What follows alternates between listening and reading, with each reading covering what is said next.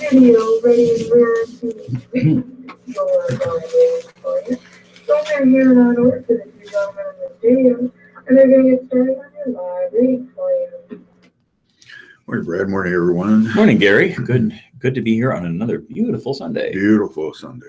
Let's start off with an article written by Alison Small in the New York Times from Vienna by migrant fears loom in Australian election. Recent crimes add volatile element.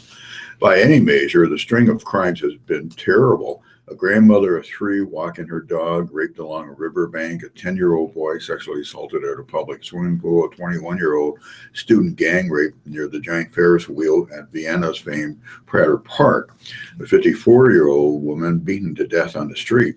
The fact that the crimes were committed by recent migrants from war zones and an immigrant who had lived illegally in the country for years added an especially volatile element to the political climate ahead of the presidential election today, when Australia could become the first European country to elect a far-right candidate as head of state since the end of Nazism.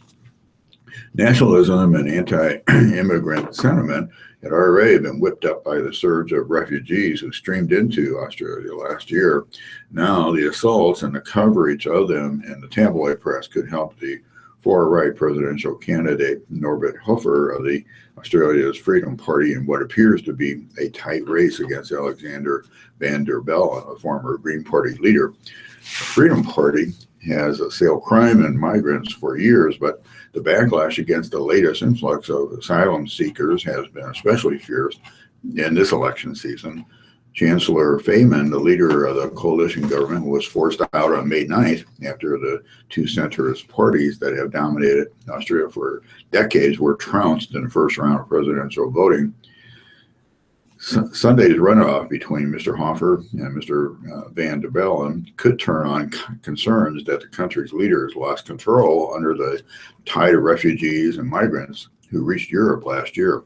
At least 90,000 people applied for asylum in this country of 8.4 million before Australia's government shut its borders and persuaded all the Balkan states through which the migrants trekked from Greece to follow suit. Since then, the challenges of integrating the refugees have become clearer as concerns about crime, sexual mores, and cultural clashes come into stark relief across Europe, highlighted by the New Year's Eve assaults on German women by Arab or North African men. A link between the increased numbers of asylum seekers in the country and any rise in sexual assaults and other crimes has not been established statistically. The Interior Minister and the Vienna police say, but overall, the agency said the crime has declined in the Austrian capital over the past decade. Number of criminal offenses nationwide also declined to 417,000 in 2015 from 427,000 in 2014, although a slight raise was recorded in the first quarter of this year. But especially grim acts, starting with the rape of the grandmother in September, have been hashed over with increasing intensity, feeding the anti-migrant sentiment that helped propel Mr. Hofer to first place in the first round last month. From the World Herald, Jonathan Mosberg has already made a smart gun, a shotgun that can be discharged only by someone wearing a ring that communicates with a chip inside the weapon and unlocks it. The gun maker's smart guns, there are about 25 of them, are nearly 20 years old, and they have been tested repeatedly and kept in the homes of his friends and family for self-defense. But Mosberg's Florida-based company, iGun Technology Corp., has never scaled the high-tech components to a handgun, and cultural and political barriers have stood in the way of selling the guns commercially. For more than 3 decades, gun safety advocates have pushed for commercially available smart, personalized guns that, by using radio frequency chips, fingerprint scans, or other technology, could only be fired by a specific person. They argue that the technology could make guns safer by reducing accidental shootings and suicides and by rendering stolen guns inoperable by crooks. Now there are signs that a commercial market for smart guns has arrived. The federal government is quietly encouraging gun makers to submit smart weapons for military-grade testing. New Jersey lawmakers are seeking to revise a law that has prevented manufacturers and retailers from selling the guns. And federal appeals court judges in the West are deciding whether states can require gun makers to manufacture weapons with specific safety features. We're getting so close, said Stephen Terrett, a longtime gun safety advocate and founder of the Center for Gun Policy at Johns Hopkins University. "I can almost taste it now," he said. The White House recently announced that it would work with state and local law enforcement agencies to draft baseline specifications for smart guns, which could guide manufacturers in producing the weapons for police work. The Obama administration also plans to award grant money to law enforcement agencies to purchase smart guns once they're available. The federal government has tried since the mid-1990s to spur development of smart guns, though many of the projects it funded were abandoned because it was difficult to work the technology into handguns without compromising their function. A report noted that Mossberg's shotgun was possibly the first ever production-ready firearm equipped with user authorization technology.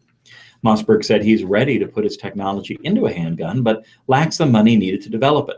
He estimates he'll need $5 million to build 25 to 30 handguns for testing. An additional $15 million could launch him into full production. The iGun's chip technology makes it impossible for anyone other than the person wearing the ring to fire it. It's more reliable than fingerprint identification, which has been tested by other gun manufacturers.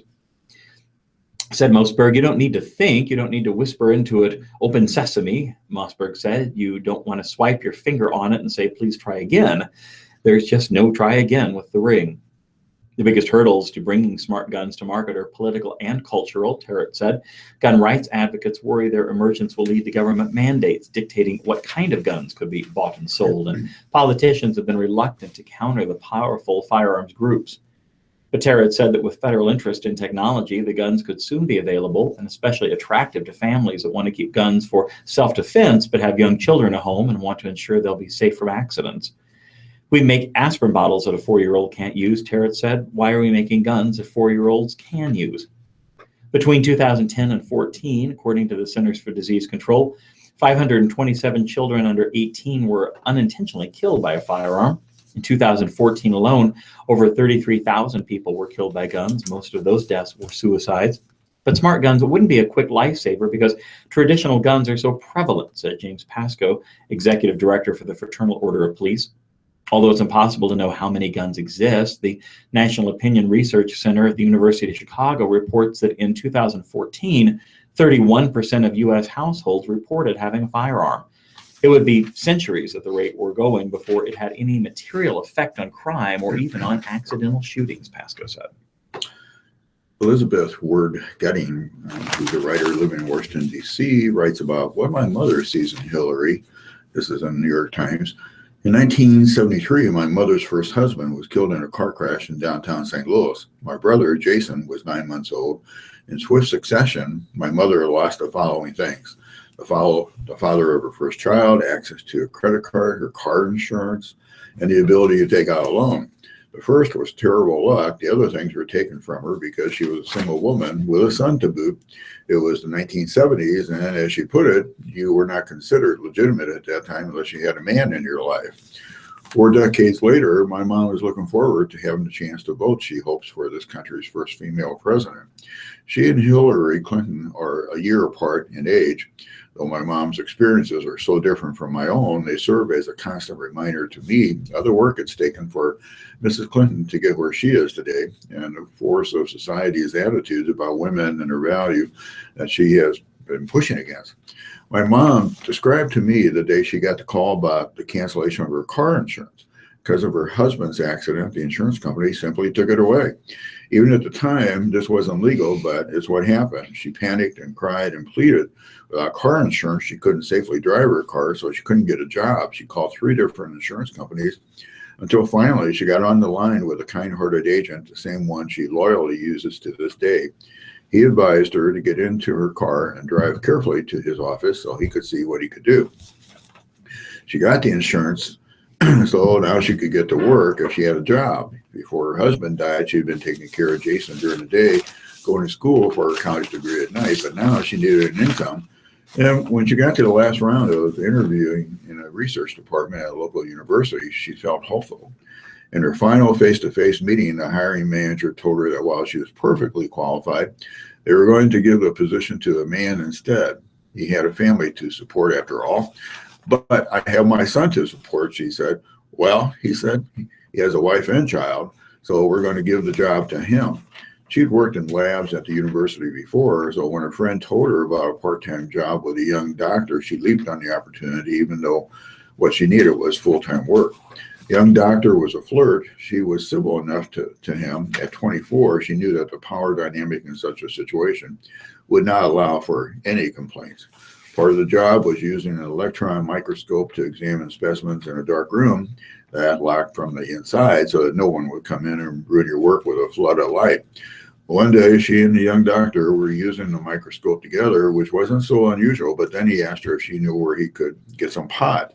She said she hadn't the faintest idea. My mother was just about the only person not getting high in the 1970s. He was incredulous. A minute later, he grabbed her high up on the inner thigh and growled something vulgar in her ear. Her shock propelled her from the room. Of course, there was no one that she could tell. 2 days later, she was let go. Couch on credit, the salesman asked her, well, what's your husband's income? She replied, he's dead. The store's policy held that she couldn't buy anything with a loan unless she could state how much money her husband made. But he's dead, she repeated. Well, what was his income? Once she supplied her dead husband's monthly income, the couch was hers. Recently, my mom and I were talking on the phone, and I asked her how she was feeling about the election. I always feel good about Hillary, she replied. For the first time in her life, my mom sees someone who can directly relate to her own experiences in a strong position to become president. Ms. Clinton has led so many charges during her political career that have supported women, including fighting relentlessly for reproductive rights and speaking up for women and girls worldwide. When she was Secretary of State at a town hall a few months ago, a young man asked Mrs. Clinton why young people lacked enthusiasm for her.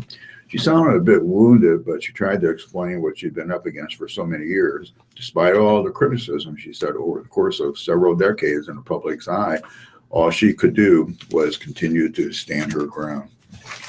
From the Lincoln Journal-Star, a 35-year-old Dutch man suffering from high-altitude sickness died on his way down from Mount Everest summit in the first death confirmed this year on the world's highest mountain, an expedition organizer said on Saturday. There were unconfirmed media reports an Australian climber had also died. The Dutch man, Eric Arnold, died near the South Col on Friday night, said Pasan Purba of the Summit Treks Agency in Kathmandu. Arnold had enough bottled oxygen with him, as well as climbing partners, but he complained of getting weak and died before he was able to come down to a lower altitude. More details were not available because of poor communications with the crew on the 29,035-foot mountain, and that it would take several days and several people to bring down Arnold's body down the slopes. Arnold was from the Dutch city of Rotterdam, according to his Twitter account. The last Twitter post made Friday said, mountain climber Eric Arnold reaches the summit of Mount Everest at the 5th attempt. In a local television interview earlier this year, Arnold said conquering Everest was a childhood dream. I used to have a poster of Mount Everest above my bed, he told the TV station. In the interview, he said he was aware of the risks of climbing the world's highest peak, but it did not end at the summit. 2/3 of the accidents happen on the way down, he says. If you get euphoric and think I've reached my goal, the most dangerous part is still ahead of you. Australian media later reported an Australian climber had just died on Everest, but the report could not be immediately confirmed. In addition, a 45-year-old woman from Norway, Siv Harstad, was helped down from the top of Everest on Saturday by 2 Sherpa guides after suffering from snow blindness. The incidents come as Nepal's mountaineering community is still recovering from the past 2 climbing seasons, which were hit by disasters. Nepal's devastating earthquake last year caused an avalanche that killed 19 people at an Everest base camp. And in 2014, an avalanche above the base camp killed 16 Sherpa guides. Arnold told the TV in Rotterdam that one of his previous attempts to conquer Everest ended last year when he was at base camp and was hit by an avalanche. Favorable weather has allowed hundreds of climbers to scale Everest since last week. More than 330 climbers have reached the summit from Nepal since May 11th, and several more have done so from the northern routes in Tibet. The popular Everest spring climbing season began in March and runs through May before harsh weather conditions make it especially difficult to climb. Stephanie Rosenblum writes in the New York Times about asking for tips. Should Uber keep the change? There's no need to tip. Uber has been saying it for years, and the car hailing app was embraced in part because of it. It's all-inclusive and cashless, only one fare and one email receipt automatically charged to your credit card after rolling up to your destination. There's no rifling through your wallet for small bills, no idling at the curb to deal with a credit card.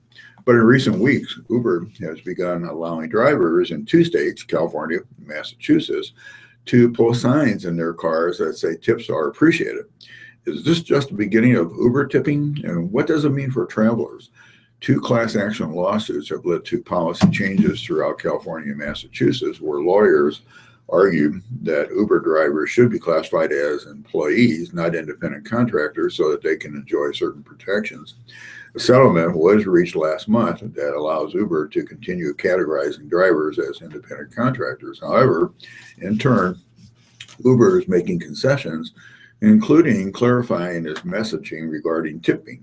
Shannon Lisroden, a class action employment lawyer who represented the drivers in California and Massachusetts, said in a statement that Uber would make clear to riders that tips are not included in its fares and that drivers will be permitted to put small signs in their cars stating that tips are not included. They are not required, but they would be appreciated. Uber drivers have said the company prevented them from accepting tips and led riders to believe, through statements on its website, like, please thank your driver, but the tip is already included and there is no need to tip. That tips are included in the price of a ride, when in fact tips are not included. So where does this leave you, dear rider? In a recent blog post from its public policy team, Uber said that its creator considered building a tipping option into the app, but ultimately decided against it because we felt it would be better for riders and drivers to know for sure that they would pay or earn on each trip without the uncertainty of tipping. Uber said that's still the case. Tipping is not included. In fact, riders tell us that one of the things they like about Uber most is that it's hassle-free, and that's how we intend to keep it. Besides, Uber argues, not tipping offers other benefits for both drivers and riders. It cited 2 articles by Cornell University School of Hotel Administration, one suggesting that the connection between service quality and tip sizes is tenuous at best, and another that found that there may be a race effect on tipping, which, as Uber put it, means 2 people providing the same level of service get paid different amounts. Uber has also said that tipping might prompt drivers to spend more time picking up riders in wealthy neighborhoods where tips are likely to be higher, therefore failing to serve an entire city. No pressure to tip then, right? Not so fast. Here's where things get confusing. Riders, Uber continues, are free to offer tips and drivers are welcome to accept them. In other words, Uber is telling passengers that there is no need to tip. The Uber taxi option, which allows riders to request licensed yellow cabs in cities such as Boston, is an exception. Further, Uber does not have a tipping option on its app unless competitors like Lyft, which allows riders to add a gratuity through their smartphones, and yet Uber is saying that riders should feel free to tip. It is also allowing its drivers to make it clear to passengers that they would welcome a tip. Suddenly, that seamless Uber service has entered the murky realm of when and how much to tip, a realm that many travelers would just as soon avoid as they try to navigate themselves through new places. Harvard Business Review article called it a don't, but you probably should, tipping policy and a mistake. And one reason for that, writes Raul Mohammed, a pricing consultant, is that it could hurt riders. After all, they are rated by Uber drivers. Customers with low ratings are less likely to be picked up when they request a ride. In Uber's case, drivers will know whether and how much you tip before they rate you, Mr. Mohammed said. As a result, tipping is now a Tony Soprano-like veiled threat. Pay up or I'll give you a poor rating. Well, I don't have a smartphone or anything else, so I don't have to worry about Uber. No, I don't think so. It's a good thing you just have a car. So I think that's probably good enough. I'm a dinosaur. Oh, Gary. Well, from the Lincoln Journal-Star, the city public works staff in Lincoln have a picture they would like to point out when explaining their latest project. It shows bus riders in the United Kingdom sitting on toilets. Well, it's a fun visual depiction of what fuel many of the city buses in Lincoln may someday run on. Compressed natural gas produced by waste collected from toilets and sinks across town. The proposed biogas to vehicle fuel renewable energy project blends the needs of two city agencies, StarTran, the buses, and the wastewater treatment program. StarTran already has 13 buses running on compressed natural gas. It plans to buy 7 more within the next year, and within years after that, nearly half of its 80-vehicle fleet will be fueled by compressed gas. The Teresa Street wastewater treatment plant, where about 70% of the city's wastewater is treated, produces methane gas, which can be converted to compressed natural gas. So the goal of the project is to clean the methane gas further, compress it under high pressure, and sell it to StarTran via a waste-to-fuel system being used in other cities, said Assistant Public Works Director Donna Garden. Now the city uses the methane gas in 3 digesters at the Teresa Street plant to heat generators that make electricity, producing about 40 to 60% of the plant's electric power. But the generators are 25 years old and ready to be replaced.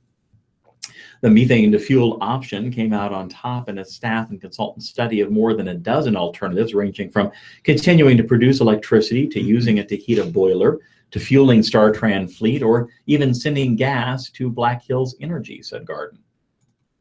Working with StarTran was the best alternative, according to a draft report, because comparatively inexpensive electricity is available in the Midwest. Using the methane to generate power isn't as cost effective as it is in areas with higher utility prices. Meanwhile, the transition of the bus fleet is already underway, so there's a market for the fuel, and $500,000 of federal renewable energy credits are available for the methane to fuel conversion. Replacing the generators at the Teresa Street plant, an estimated $7 million project, also costs less than the $10.5 million for equipment to clean and compress the gas for biofuel. But income from the fuel product is more, up to $1 million a year, compared with only about $600,000 annually from the electric power. That puts the payback period at 7 years for fuel compared to 12 years for electric energy. The report also makes sense to StarTran, said Transit Manager Mike Davis. Within the next 3 years, StarTran expects to have 28 of its 67 buses and 11 of its 13 handy vans running on compressed natural gas. The city could also convert other vehicles to run on compressed natural gas over time, which would drive up demand for the product. StarTran could put a fueling facility at a cost of $1.7 million at or near the Teresa Street plant, which would be closer than fueling out of Sack Brothers on the Cornhusker Highway. We anticipate it being less expensive than what we're paying now, and the fuel costs will be stable into the future, Davis said. The city expects to continue producing some electricity as it moves in 2 phases to producing compressed natural gas only as fuel, said Steve Chrysler with the Water Pollution Control for the city. Its proposed capital improvement program, which shows future expenses for major equipment or buildings, includes about $3 million for equipment to provide the compressed natural gas in the next 2 fiscal years. The city would produce about 100 cubic feet a minute of renewable natural gas initially, and an additional 200 cubic feet per minute when phase 2 is complete. Lincoln's move to using biofuel for its transit system would make it a leader, one of just a few cities converting waste to fuel for vehicles. Grand Junction, Colorado is using fuel produced by its wastewater plant for city buses and other vehicles. And San Mateo, California is moving to a system where biogas from its wastewater treatment plant would fuel new city-owned vehicles. The picture the city uses, those British bus riders on toilets, comes from a bio bus that has gotten much media attention. The bus that takes people between the Bath and Bristol airports has been labeled the Poo Bus. A BBC News story gives some of the particulars of the system, which is similar to Lincoln's plans. And it says the BBC, the 40-seat bio bus runs on biomethane gas generated through the treatment of sewage and food waste. It could travel up to 186 miles on 1 tank of gas, which takes the annual waste of around 5 people to produce. Well, that's certainly something you don't think about very often. Definitely. Lizette Alvarez writes, resistance is futile on the Florida Keys, from the New York Times. As I laid on my lounge chair watching the egrets preen on the sandbar at low tide, oblivious to my voyeurism, I felt the first tinges of surrender. A bandit did not come without a dog to fight. Life on the mainland, work, traffic, teenage daughters, a ticket tape of obligations is an all-consuming around-the-clock frenzy. But the Florida Keys always offer an escape hatch. They command relaxation, managing somehow to slow the heart rates of even the most incorrigible multitaskers. This is even truer here on Little Palm Island, a private 5-acre inlet that offers a Chandelier bedecked thatch roof luxury resort, a smattering of mischievous key deer in one exhortation, let it all go. Little Palm Island Resort and Spa nudged me into that mindset the moment my husband and I arrived at the check-in area and boat landing on Little Torch Key, which is about a 30-minute drive north of Key West. From there, you take a 15-minute boat ride to the island. The car stayed behind, as did our credit card number, so that we didn't have to think about it again until the staggering bill arrived. Prices ranged from $890 to $1,700 a night, excluding taxes and fees. And then we slipped away, a rum concoction called the Gumby Slumber, firmly in hand aboard the Truman, a wood-paneled boat named for the president who used Little Palm Island as a fishing camp. On Little Palm, there are no cars, and there is no lobby, just a concierge who greeted us on the dock and steered us along sandy maze-like trails to our hut. First thing I noticed was the silence. No ringtones or chatter. Cell phones are strictly banned in public areas. No sports blasting from flat screens. There's only one television at the resort. No children under 16, so no shouting or whining. With only 30 suites on the property, conversation was scarce, even around a small but inviting freshwater pool and a nearby skinny strand or a beach. Tranquility isn't expected to make you giddy, but it did exactly that as we anticipated the many happily uncluttered hours ahead of us. As a recovering activity freak, I've seen the light. Nothingness is bliss. A couple, some well into retirement age, a few just a sprint to their 30s, laid on lounge chairs under umbrellas, reading from actual paper books or iPads. Many napped, by far the most common pastime here, with genteel drinking coming in a distant second. The well-made cocktails like the Gumby Slumber with its shredded coconut and mojito with its watermelon slices, flash of jalapeno are hard to resist. Soft music, a little Latin jazz, a dip into calypso, a U-turn into new age was piped in during the day, none of it designed to rattle the brain. Our elevated thatch roof hut, where we happily lounged before dinner on our front veranda overlooking the Atlantic, some castaway fantasy with its rustic well-pointed vibe. Memorable flourishes abounded. My last name hung in oversized letters like scramble ties near the front door. A small bottle of champagne and an ice bucket awaited our arrival. A pair of binoculars with a Florida bird guidebook, as did the requisite fluffy robes and slippers. In the bathroom was a standalone white soaking tub. At bedtime, a handwritten card with an inspiring quotation greeted us atop our canopy bed. Nothing beat the hot outdoor shower just outside the bathroom side door, where bamboo reeds shielded me from all living creatures except the trilling birds.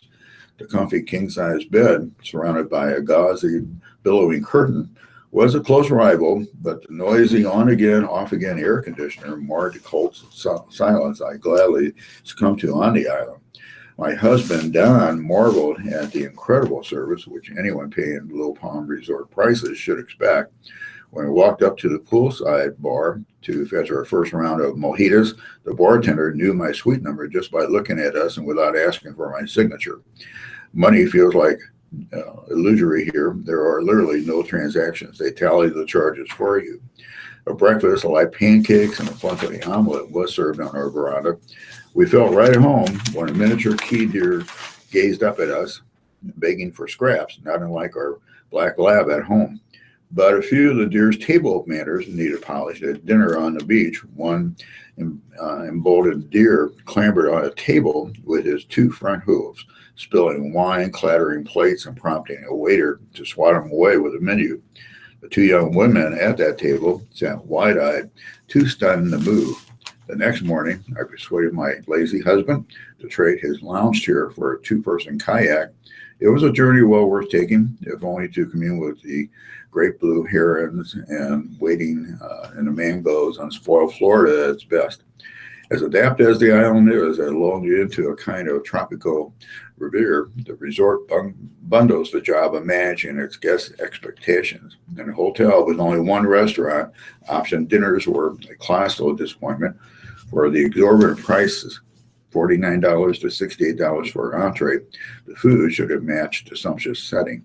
linen draped tables on the beach, Maserati sunset, the torches, nearby fire pit wine, and one night sweet live jazz. After all, the Keys spit out fresh fish like Minnesota manufactures snowbanks. And yet the grouper was tasteless. The veal was bland, the key lime pie was tired, macaroni and cheese wasn't quite Stouffer's. But anyway, don't be sad that this is over. Be happy that this happened. From the Lincoln Journal-Star, again with Lincoln and their environment savings by 2035, when work on the University of Nebraska Lincoln's research park nears completion. The 250-acre research park will have a carbon footprint roughly half the size as comparable office areas in Lancaster County. Nebraska Innovation Campus's secret is the $12 million centralized renewable energy system, which pumps water from the nearby Teresa Street wastewater treatment facility through 6,000 feet of pipes to heat and cool offices, research labs, and classrooms. A 2015 study of the system by the former sustainability consulting firm Epoch Lab and UNL estimated that the campus will emit about 15,000 metric tons of greenhouse gases a year at the full build-out. That's well under the 30,000 metric tons of greenhouse gas spewed into the atmosphere by similar-sized office parks in Lancaster County.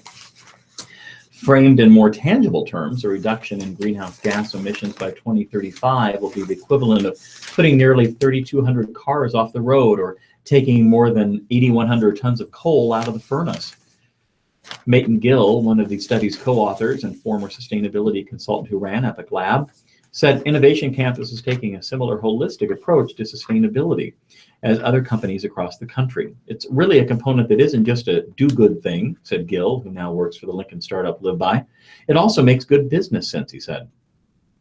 Adam Liska, associate professor of biological systems engineering at UNL, said reducing the carbon footprint at Innovation Campus is key, as commercial buildings account for about 20% of annual energy consumption in the U.S. and produce about 20% of the carbon dioxide emissions.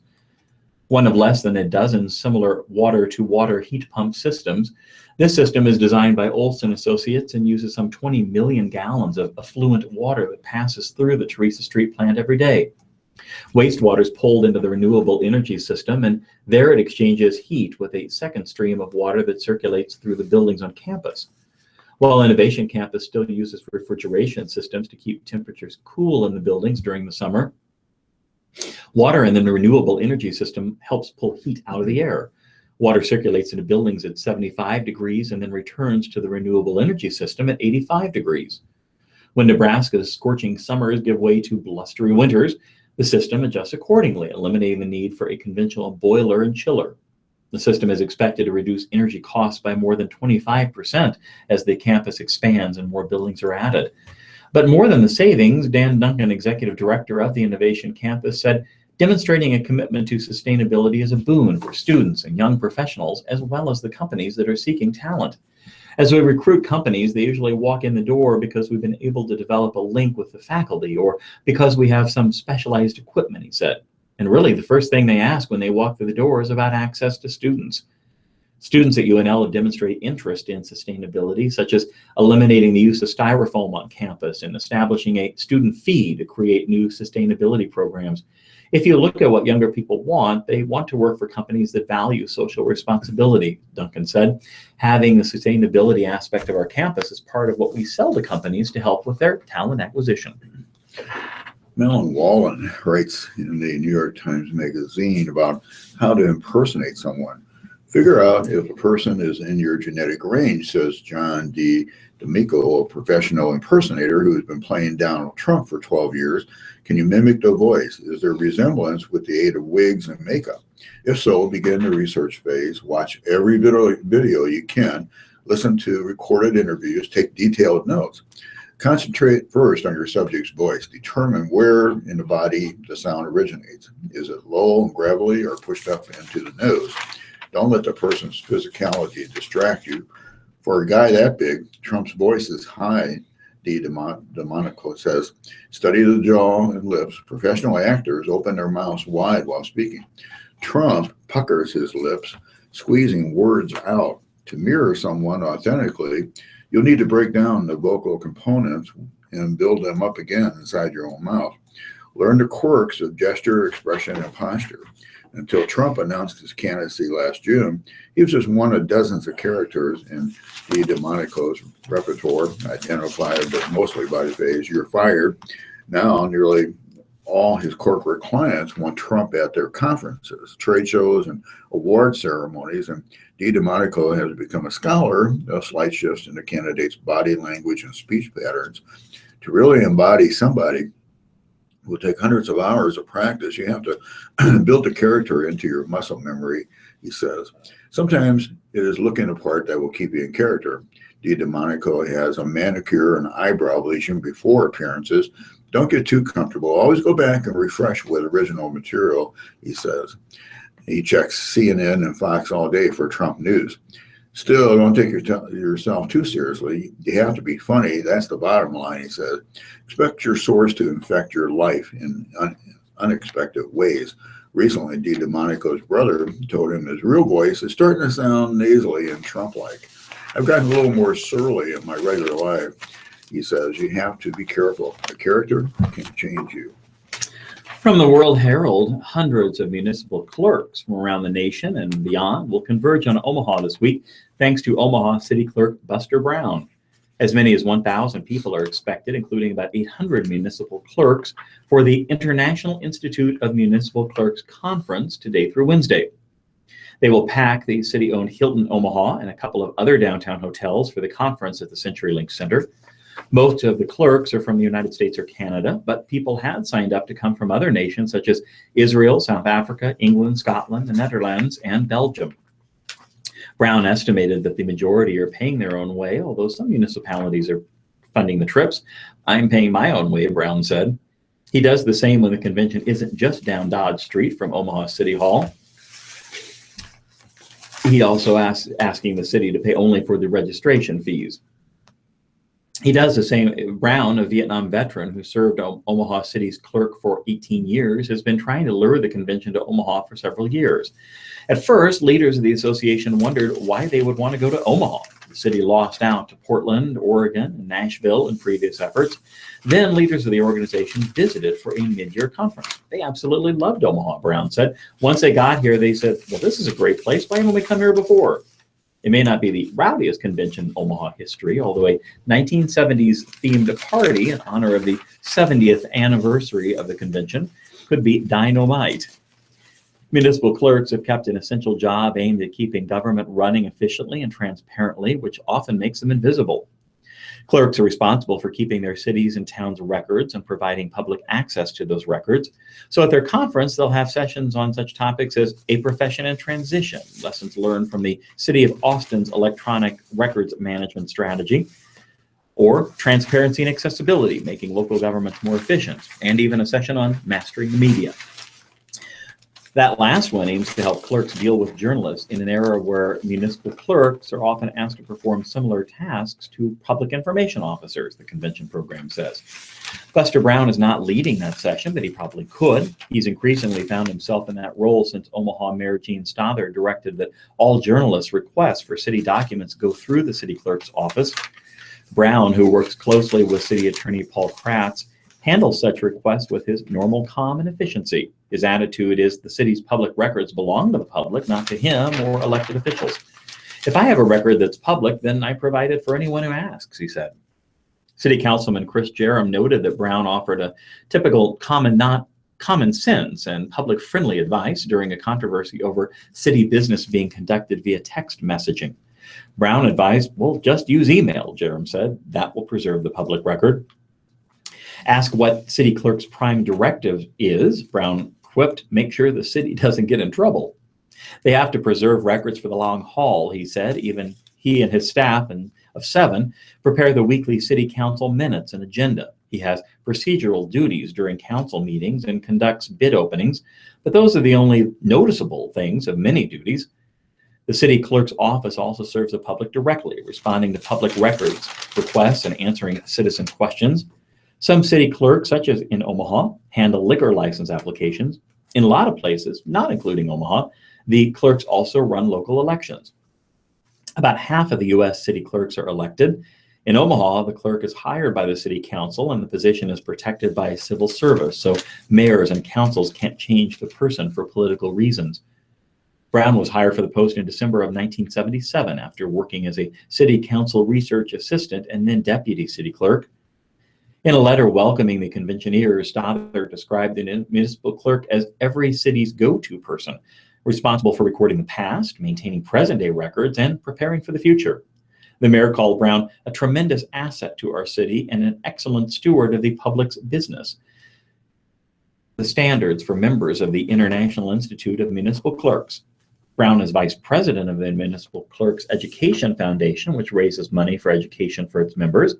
City Councilman Franklin Thompson said he relies on Brown for research on liquor license applications and real estate developments, especially those that are controversial. Thompson and Jerem both said Brown is professional and completely unpolitical in how he goes about his duties. And that's what they hear from constituents as well. He's very good and steady. He goes by the book and doesn't show any favoritism, Thompson said. And that's really just all in a day's work for the city clerk. Sam Roberts writes in the New York Times about Bill Hertz, age 99. Orson Welles' ally and fixture at Sardi's is dead. Bill Hertz, the last surviving crew member of Orson Welles' mock War of the Worlds newscast, which terrified American radio listeners in 1938 with vivid bulletins warning Newark residents to evacuate as invading Martians incinerated central New Jersey, died on May 10th in Manhattan. He was 99. Cause was complications of pneumonia, said Bill Cluck's cousin. Mr. Hertz, who worked on other radio and theater productions as stage manager and casting director for Wells Mercury Theater Company, staked one additional claim to fame until about 6 months ago. He had been a regular customer at Sardi's restaurant, the caricature-bedecked gathering place for celebrities and starry-eyed tourists in the theater district for some 82 years, beginning in 1933, just 6 years after it opened. That longevity alone distinguished him as a bon vivant in a shrinking cadre of original Broadway personalities, but he was also singled out periodically in the wider world as a relic of a bygone era when a bogus radio news broadcast could provoke panic as war was brewing in Europe. However much that hysteria may have been overstated then and since. Wells, CBS show, the Mercury Theater on the Air, presented an adaptation of the H.G. Wells novel, The War of the Worlds, for its Halloween episode on Sunday, October 30th, 1938. The live hour-long program began with an updated prelude to the original novel, eerily warning that superintelligent beings had been converting this earth with envious eyes. Then music, a weather report, and other regular features were interrupted by simulated news bulletins and fake feeds from ham radio operators in the field. Mr. Hertz, playing operators 3 and 5, took part in this exchange. Operator 3, this is Newark, New Jersey. This is Newark, New Jersey. Warning, poisonous black smoke pouring in from Jersey marshes, reaches South Street. Gas mask useless. Urge population to move into open spaces. Automobiles use routes 7, 23, 24. Avoid congested area. Smoke now spreading over Raymond Boulevard. Operator 4, 2 times 2L. Calling CQ, 2 times 2L. Calling. Come in, please. Operator 5, this is X8X3R. Coming back at 2X2L. Operator 4, how's reception? Okay, please, pause. Where are you? What's the matter? Where are you? From the Lincoln Journal-Star, people who are eager for the approval of medical cannabis in Nebraska will have to wait at least another year and maybe 3 for the chance of it getting legalized. It is hoped those who need it will still be around to benefit from it, and when it eventually is approved in the state, said Shelley Gillen, whose son Will has had severe epileptic seizures and potentially could be helped by the drug. After a bill failed in April to get enough votes to stop a filibuster and allow for an up or down vote on the bill itself, several groups said they were working on an initiative petition drive to get the question on the November ballot. But that won't happen, Gillen said. There's not enough time and there's not enough money to get it done this summer. They're looking at the possibility of a 2018 vote, she said. We just can't count on the legislature, she said. We've been doing this since my son Will was 11. Now he's 14. So we've been through 3 legislative sessions. The strictest medical marijuana proposal in the country still isn't good enough for some senators, she said, or Governor Pete Ricketts and Attorney General Doug Peterson. The bill would have allowed medical cannabis in pill, oil, or liquid form for patients with certain conditions who were certified by a medical provider. It would have been acquired and dispensed through centers, one per congressional district, registered by the State Department of Health and Human Services. I have no doubt Senator Garrett's bill would have passed if it weren't for the two of them, Ricketts and Peterson, Gillen said. Senator Matt Williams of Gothenburg led the charge in the legislature against the bill, saying he didn't want the state legalizing a federal Schedule I drug. Garrett's bill was filibustered, and it required 33 votes to stop the debate and force a vote. Garrett said after the vote failed that he thought he had the 33 votes, but that some senators reneged and he ended up with only 30. Without the filibuster, the bill needed only 25 votes to pass a second round of consideration. It broke Garrett's heart, he said, because last summer he talked to those who wanted medical cannabis in the state out of working on gathering signatures for the initiative petition. I really thought we had a great chance of getting it passed, Garrett said. Now getting it on the November ballot is a bridge too far. It required so much darn money to get something on the ballot, he said. He speculated it would have taken $700,000 to $1 million to pay for petition circulators, consultants, advertising, and promotion. Last year, Nebraskans for the death penalty successfully collected enough signatures to get their reinstatement question on the November ballot. The campaign reported spending just shy of $1 million. Garrett is facing re-election this year, but if he makes it back to the legislature again, he said he'll plan to try again on the bill, but it's going to be an uphill struggle, he said. 9 senators who supported the bill will be gone next year because of term limits, and several more are facing re-election. Only one opponent of the bill, Senator Bull McCoy of Omaha, will leave. We've got a whole bunch of new senators that we're going to have to convince, he said, but it's not a possibility, especially now that yet another state has approved it. In April, Pennsylvania became the 24th state to legalize medical marijuana. And this week, the U.S. House of Representatives joined the Senate in passing legislation that would lift restrictions on Veteran Affairs doctors discussing medical marijuana as a treatment option with their patients in states where it is legal. Hillary Clinton, Bernie Sanders, and Donald Trump have expressed some form of support for medical marijuana, and the federal DEA will review marijuana's classification as a Class 1 drug, the most dangerous, this summer. You know, if the moon and stars align right, there's a potential we could get it done, Garrett said. We're going to keep fighting the fight. Well, Eddie Crisell writes in the New York Times about the designer, Alice Archer, age 31, is building a modern business around a very traditional art. Embroidery in her West London studio. She uses a computer program to map out every stitch for the pieces in her women's collection. She then feeds that design into a digital embroidery machine, which sews the image onto fabric while she looks on. Each design can take a week of programming, but without this software, she says a person could not deliver a heavily embroidered 20-piece collection each season.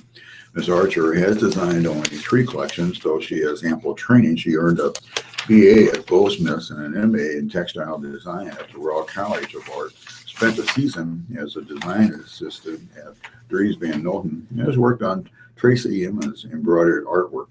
For her fall 2016 collection, she designed a blood red velvet suit, a leather dress, and pencil skirts, all embellished with flowers. She has also used thread work with prints. For one dress, she transferred a detail inspired by 19th century painting onto floral embroidery. In her work, she says, I want the embroideries to be quite sculptural and the shapes of the garments to be really, really flattering. Well, let's turn to the death and funeral notices for today, May 22nd. Brewer Edward, age 70, and services are going to be at John Gettleman Mortuary, 3402 Sampson Way in Bellevue. Buckley Viola, age 85, and services are going to be at the Bremen Mortuary, 1702 North 72nd Street. Bull Bonnie, age 80, and memorials are suggested to Bethany Lutheran Church. Services are at the Reichmick Funeral Home, 21901 West Maple Road. Butler Merlin, age 86. Memorials may be made to your favorite charity, and services are not listed. Christy Robert, age 92, and services are going to be at the Reichmick Funeral Home, 21901 West Maple Road. Cooper Ellen, age 83, services are at the Bremen Mortuary, 1702 North 72nd Street. Valerie, age 81, memorials are suggested to the St. John Cemetery, the Talmadge Rescue Squad, or Family's Choice. Services will be in Syracuse, Nebraska, at the Fossilman Allen Harvey Funeral Home. Danielle Joan, age 89. Services are not listed. Imke Frank, age 71. Services are at the West Lawn Mortuary, 5701 Center Street. Fitzwater Donald, age 87. Services are at the West Lawn Mortuary, 5701 Center Street. Foster Philip, age 84. Memorials are suggested to the Church of Christ in Sidney, Iowa. Services are in Riverton, Iowa, at the Show Guide Funeral Home. Glock Clarence, age 96. Services are in David City, Nebraska, at the Chermock Funeral Home, 515 C Street. Harper Samuko, age 77. Services are at the West Lawn Mortuary, 5701 Center Street. Heineman Peter, age 89. Memorials are suggested to either Children's Square or to the Alzheimer's Association. Services will be at the Coy Kaninsky Funeral Home, 1221 North 16th Street in Council Bluffs, Iowa. Henderson Dawn, age 61. Services are at the Rotor Mortuary, 2727 North 108th Street. Huffman Mildred, age 88. Services are not listed. Heineck Vivian, age 67. Services are at the West Lawn Mortuary, 5701 Center Street. Jackson Ole, age 73. Services are not listed. Casper Marion, age 73. Services are at the Arbor Cremation Society, 2819 South 125th Street. Cassie Marion, age 83. Services are at the Korsky Larson Statowich Funeral Home, 5108 F Street. Crank Sharon, age 73. Memorials are suggested to the American Cancer Society. Services are at the Reichmick Funeral Home, 21901 West Maple Road. Kusick Angela, age 96. Services are at the Bethany Funeral Home, 82nd and Harrison. Legg Kenneth, age 94. Services are in New Mexico at the French Rio Rancho Mortuary, 1950 Pine Road in Rio Rancho, New Mexico. Lorman Lynn, age 48. Memorials are suggested to Pancreatic Cancer Research. Services are at the Reichmick Funeral Home, 21901 West Maple Road. Maresh Dwayne, age 92. Memorials are suggested to the Charity of the Donor's Choice. Services are at the John Gettleman Mortuary, 1010 North 72nd Street. Malone Sam, age 86. Services are at Heafy Hoffman Mortuary, 5108 F Street. Moody Dorothy, age 103. Services are at the Bremen Mortuary, 1702 North 72nd Street. Nowitzki Ruth, age 93. Services are at Hefe Hoffman Mortuary, 5108 F Street. Risk Karen, age 68. Memorials are suggested to the Alzheimer's Association. Services are at Hefe Hoffman Mortuary, 5108 F Street. Ann, age 101. Services are at the Korsky Larskin Statowich Funeral Home, 5108 F Street. Sutton Erica, age 89. Memorials are suggested to the Holy Cross Lutheran Church. Services are at Hefe Hoffman Mortuary, 5108 F Street. Tomatskowitz Judith, age 74.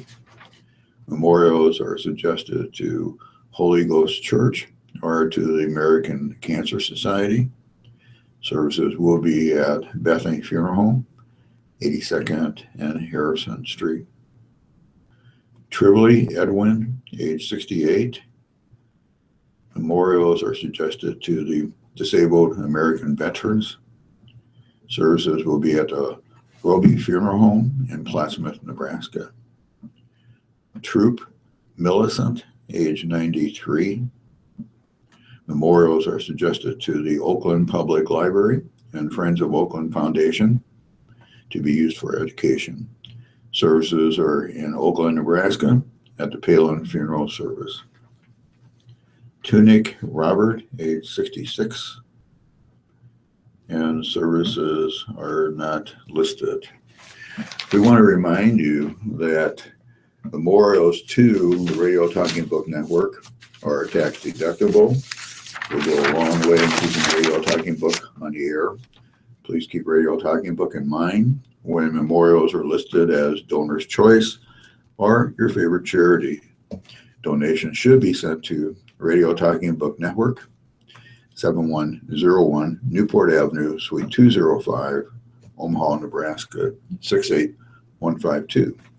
Thank you for being a Radio Talking Book listener and supporter, and we return you to Emily in the control room.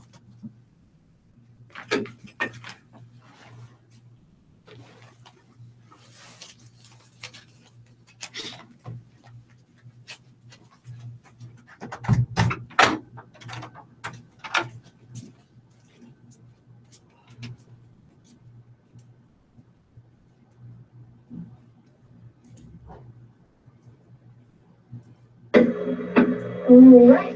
Well, that brings us to the end of the break. And I'm just going to read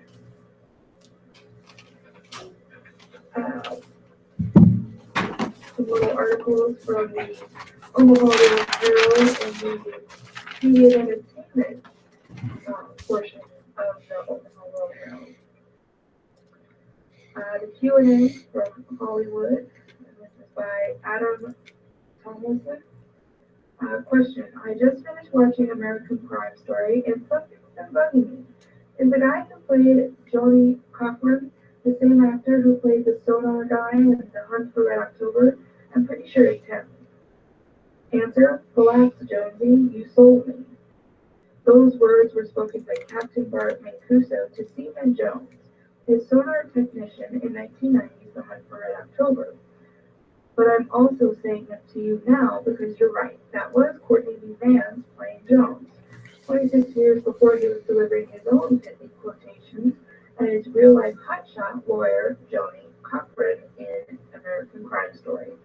If Vance was a type, the role he's frequently cast in, it's people who are incredibly good at their jobs. Love him or hate him, Cochran's contribution to O.J. Simpson's acquittal was a pretty impressive bit of lawyering. And as Seaman Jones, Vance is the one who figures out how to track the supposedly untrackable Red October. There are other instances too. One of his other more notable roles was in 2015 Terminator Genesis, playing Miles Dyson, the computer programmer who creates the artificial intelligence system that eventually takes over the world. It's not a bad day's work if you like that sort of thing. There's no word on whether this trend will continue in his next high-profile gig, the reboot of The Mummy opposite Tom Cruise. Cruise will play a special forces soldier who presumably is one to square off against the ancient Egyptian monster, but Vance' role has yet to be announced. Next question. What's the name of that movie with Peter Sellers where he plays a TV addicted guy who suddenly has to go out in the world? Answer. Don't feel too bad for forgetting Being There from 1979 has a rather unmemorable name for such a well-regarded film. You describe it fairly well. Sellers plays a gardener named Chance who has lived his whole life in the walls of the house whose garden he tends, with no exposure to the outside world except for what he sees on TV, which is what he spends all his spare time on. When his employer dies, he's forced to leave the house and make his own way, but he's simply not mentally prepared for the real world. This all sounds pretty glum, but rest assured, Sellers-esque hijinks ensue when a series of people mistake his simplicity for depth, and he gets a series of successfully more important jobs, eventually becoming an advisor of the President of the United States. And if you had any,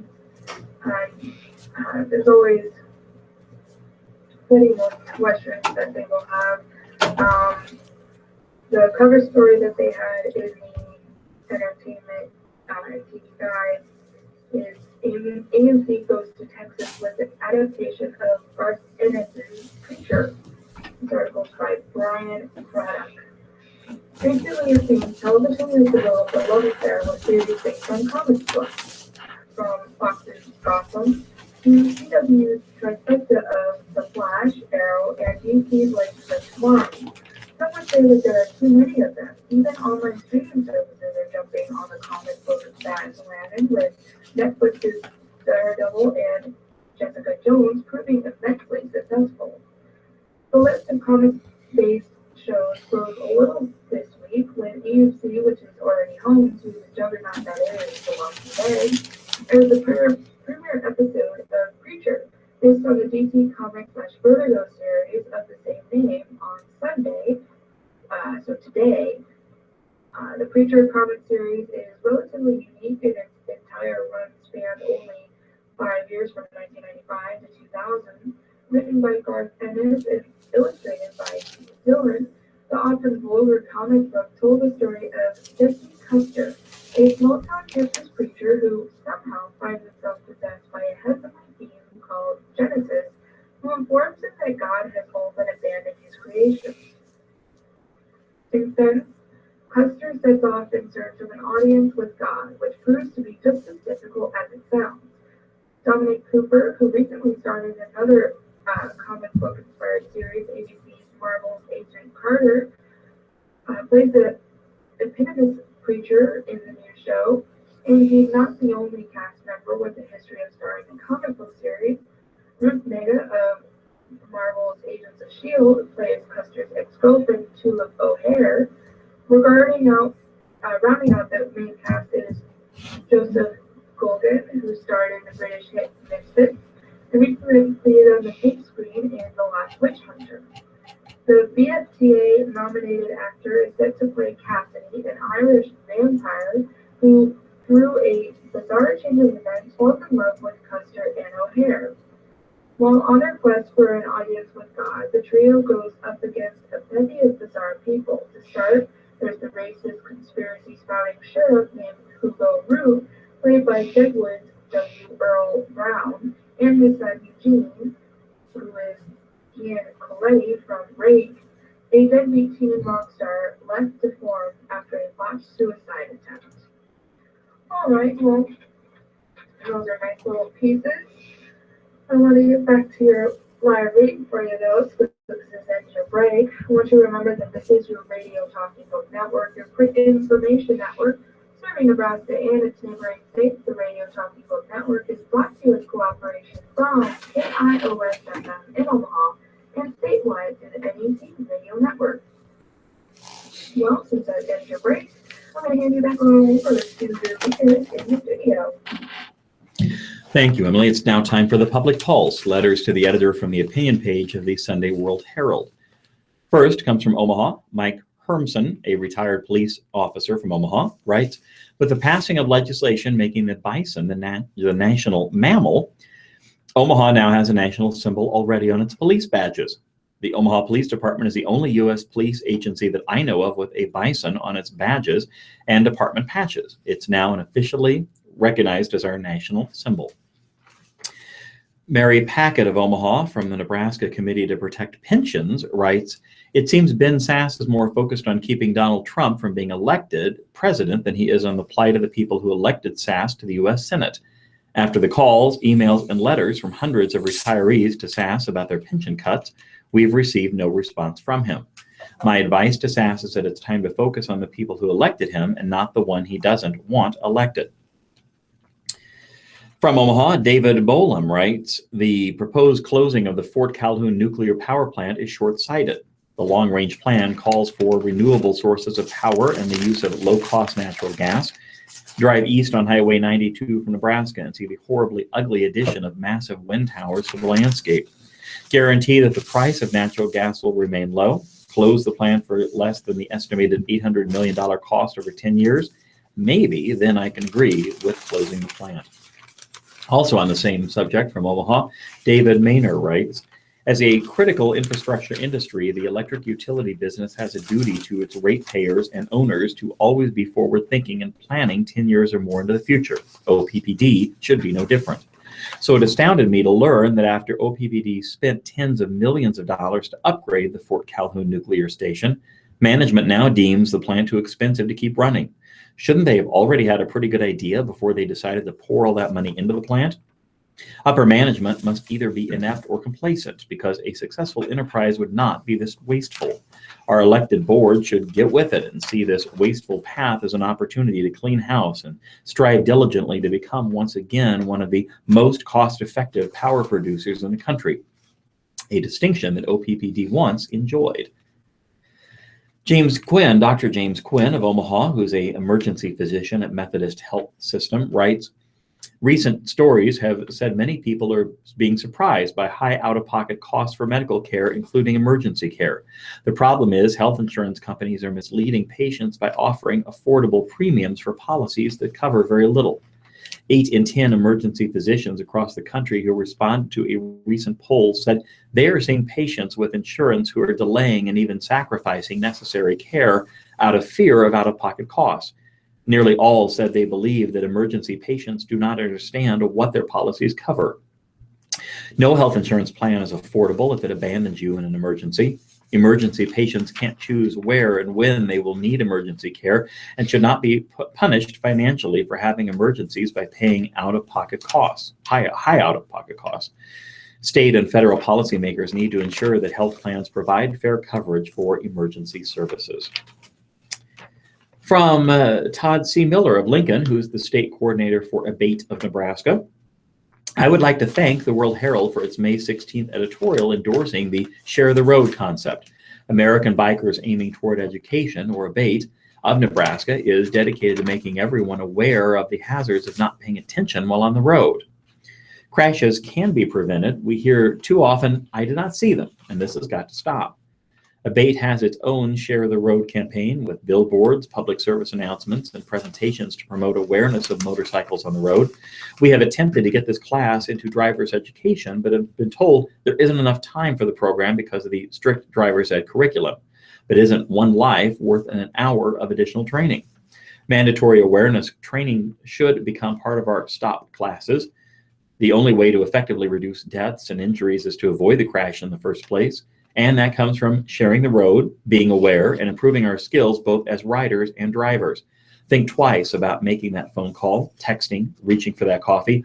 All of these take your eyes off the road. Those few seconds may cost someone their life, a motorcyclist, a pedestrian, or another driver. Look twice and save a life. From Omaha, Richard Goebel writes, it's about time Nebraskans had the choice of a plain Jane license plate. However, the slogan, "We don't coast," doesn't make any sense and is ridiculous. Frankly, it's as bad or even worse than Nebraska's tourism slogan, "Nebraska Nice." But finally, on a good note, Carol Sanderhoff of Omaha, she writes, yet again, an amazing musical event for the Omaha area concert goers. Cellist Yo-Yo Ma and pianist Catherine Stott and her trusty Paige Turner filled the Holland Performing Arts Center with a glorious sound. We in the audience appreciated the beauty and gusto of their performance. The last of 3 encores was the beloved Swan. What more could we ask? There you have it, our Sunday letters off the opinion page of the Sunday World Herald. Laura Pritchett writes in the New York Times about the sound and fury of silence. After a peaceful marriage quietly withers, a woman longs for the vitality of conflict. 3 years ago, my husband and I broke up after 2 decades of marriage. Our past tense has been so gentle that we've been the cause of confusion and gossip in our little Colorado mountain town. Both of our cars are often in the driveway, meals are frequently eaten together, and logistics make it easier for us adults to switch houses rather than our children doing so. Neighbors sometimes can't tell the difference from before the split and after, and need to be assured when they run into me at the post office. Yes, a breakup has indeed occurred. By now, my response has become a well-rehearsed murmur. We like each other and always have. We are conflict-averse, quiet people. No one was at fault. The relationship, in my opinion at least, had just run its natural course. I remind them that breakups have a new paradigm. They don't have to be hostile and hate-filled. They can be mindful, respectful. Humanity has evolved. Also, I tell them we're thinking about our children not only for the usual reasons of keeping them foremost in our minds during difficult times, but because in recent years they've already been traumatized by things beyond their control, evacuated for wildfires, cut off by historic flooding, and exposed to loss and devastation. The neighbors nod, knowing all too well the various natural disasters our area has endured. Those sirens and helicopters and newscasts still seem to blare loudly in our ears, another reason for us to go quietly about the dissolution of our marriage. I smile at these neighbors and wave as they get into their cars. I do not speak about the sting of all this. I don't tell them how I recently sank to my knees and laughed in half sorrow and half relief. Only because of this, my marriage had long ago turned into the cliche of roommateness, and that it could suffer such a change without any emotional upheaval was revealing. In fact, the silence said it all. The words I don't say to my neighbors, the words that get held on my tongue, are I wish you had heard a fight. I wish our voices had been loud enough to carry across the valley. He and I may have free speech, but we're not so good at frank speech. Shakespeare had it right. My tongue will tell the anger of my heart, or else my heart, concealing it, will break. I never spoke of the anger in my heart, the mounting resentments and hurts, and neither did he. I never demanded attention or care, and neither did he. And that's why we broke. What hurts most is not the loss of the marriage. What hurts most is that our relationship had never evidently been the kind worth raising one's voice about. But I'm getting louder. Now I watch couples all the time in movies, in novels, and in real life, paying attention to the way they have conflict. I lean over in restaurants. I sit on a bench near the river where 2 people are talking. My favorite overheard conversations include lines like, really? That's all you're going to say? Or, that's not enough for me? Or, that's just not so, honey. Dialogue, basically, that pushes. I want to hug such couples, tell them to keep it up. The last time I tried to do that conversation push with my husband, I failed. And thus, it was also the moment I decided to leave him. It was an ordinary day. The house was quiet, and I was reading on the couch. He was reading a magazine while standing in the kitchen. He always did that, happy to stand after a long day of sitting in meetings. And I suddenly realized that it had been a decade since he and I had sat on the same couch at the same time. Perhaps we had sat together for a moment when one of us tied shoes or discussed a calendar, but to actually watch a movie, talk, fight, raise our voices, a roaring anger flew into my body, and I wanted to push him with words. Why hadn't he ever learned to sit on the couch with me? Why hadn't I ever asked him to? But most important, why hadn't we had a big damn fight about it? After therapy, we had made no progress in solving our differences and how we experience or receive love. We had identified them, or at least I had. He disliked touching or snuggling. I did not. He wanted to stay at home on evenings and weekends. I wanted to go out. All these differences expanded over the years as we became our true selves. Quietly, sometimes I would open my mouth to say something about our growing distance. Probably he did too, but no, my mind would run through the list of reasons to keep quiet. I would come across an unreasonable nagging or needing. He was tired. Children were in the house. They should not hear us fighting. On the couch that day, I watched him flip through the pages of his magazine. He glanced up, met my eyes, and went back to reading. I let out a quiet sigh. I watched my breath expel the anger from my body, let any fight I had left in me just dissipate. I could nearly see my exhaled stew of emotions. It looked like glitter floating around, drifting to the floor. I wasn't high, but I felt like it. The patterns in the sunlight suddenly struck me as the most painfully beautiful things I'd seen. Silent sparkles swirling around, making a decision. A few days later, I got the words out. I was leaving. While our friendship had sustained us for 20 years, and we were both the better for it. I wanted more. I was sure we could manage the coming split with respect and dignity. I was sure we could guide our children through it with love and devotion. He sat on the couch with me as I told him. My voice shook with the words I was trying to say, speaking my mind. Felt awkward and new, but I got them out. I looked at him and awaited a response. Are you sure? He said. I nodded. I waited. I was not sure. I was waiting for his big reaction or mine. I was waiting to see how this discussion would go. It went as always, quietly, reasonably, without obvious anger or raised voices. It has been quiet ever since. We are simply not capable of sound and fury. I sometimes wonder if our inability to strike out is heartbreakingly rooted in our love for one another, because we did and do love each other. We both have been injured by our violent, have been so injured by our violent and loud childhoods, and that we found refuge and joy in a quiet. But that kind of love often doesn't survive life. And in the end, our silence was less about respect, our affection, our love than it was about cowardness. He and I were equal partners in that, turning inward instead of speaking out. So we have gently floated on. The children stay put in the same house, and he and I amicably rotate back and forth. The mountains have greened up again. There hasn't been a major fire in years. My current boyfriend loves banter. He chats all the time about ideas, movies, songs, his day, bad drivers, and the fact that he loves to look at horses standing in the field. He grows annoyed when I don't push him back with words or ideas. That's what conversation is for, he argues. I laugh and engage. We also have big, complicated disagreements. I no longer am interested in silence. I sometimes laugh to myself when I hear someone say, I'm a drama-free gal. I know what she means, and I appreciate peaceful ways, but something about that phrase also breaks my heart. My ex and I still take walks to catch up on things, to discuss parental matters.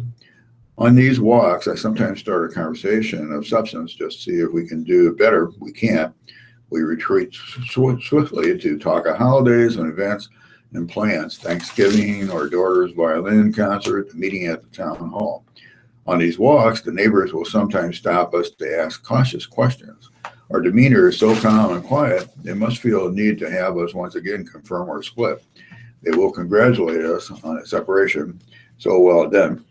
And I will nod in silence. Well, from the Lincoln Journal-Star, a childhood bout of polio left Joni Thomas paralyzed from the neck down.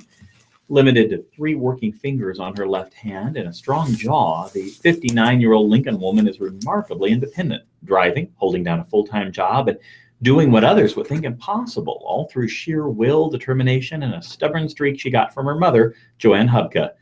Needless to say, Thomas doesn't like asking for help, so she's asking for online votes instead. Thomas is one of 520 candidates for a new handicap-accessible van being given away as part of National Mobility Awareness Month. Only 3 vans will be awarded by the National Mobility Equipment Dealers Association. The top 10% of vote getters will become finalists. Then a panel of judges will award 1 van to a senior citizen, age 60 plus, 1 to a caregiver, and 1 in the other category. Thomas is an other. Her current minivan is a 2007 model equipped with 2007 technology that allows her to steer, brake, accelerate, all through a joystick mounted on the left side. A computer mounted from the console allows her to control the headlights, blinkers, windshield wipers, and more by the stick she clenches in her teeth.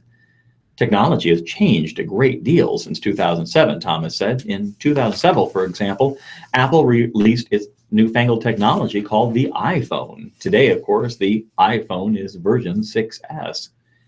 Thomas works in Grand Island, where she's an executive director of Independence Rising, a nonprofit organization serving people with disabilities. She drives back and forth from Lincoln 2 or 3 times a week, racking up 632 miles this past week alone. So with more than 200,000 miles on the odometer, the van has seen better days, said Jackie Thompson, Thomas's older sister. To say that it's unreliable is an understatement. The van's wheelchair ramp is no longer automatic. The doors lock and unlock on their own without warning. The transmission inexplicably shifts into park, sometimes while traveling 75 on the interstate. The windshield is cracked, the running board's broken, and of course the shocks are out of air. There have been times that Thomas has been stranded on the side of the road, unable to open the doors or get out. She's been trapped in her own garage because the ramp wouldn't unfold and come down. Once able to go anywhere by herself, she now has to depend more on friends, coworkers, and family members to come and lift the heavy ramp up and down. Hop in the front seat, and it's a bit disconcerting to hear the van groan to life. The steering wheel rotate itself back and forth to set the computer and kick the vehicle into drive. The driving equipment needs to be updated and repaired, Thomas said, but they won't do the upgrade because the van has so many miles.